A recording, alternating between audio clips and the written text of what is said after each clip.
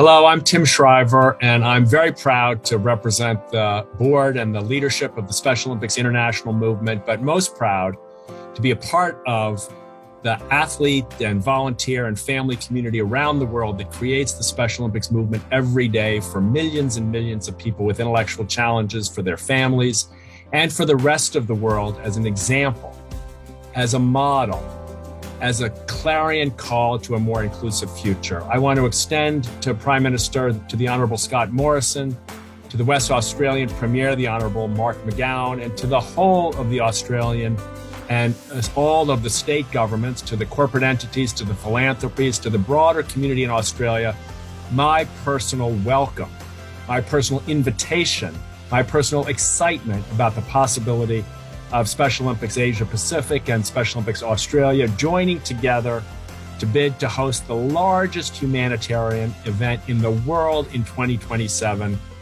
the Special Olympics World Summer Games. All of you in Australia know the power of this movement. You know from your own athletes the urgency of inclusion, the urgency of creating a culture of welcome for people with intellectual and developmental challenges from the cradle to the grave. You know how important it is for our schools and our sports clubs, for our employers and our housing infrastructure to all be places where people are welcome. Nothing will make this message more clear, more powerfully understood, and more generally welcomed than the World Summer Games. I've been lucky enough to attend Special Olympics World Summer Games for most of my life. I promise that they will change your life.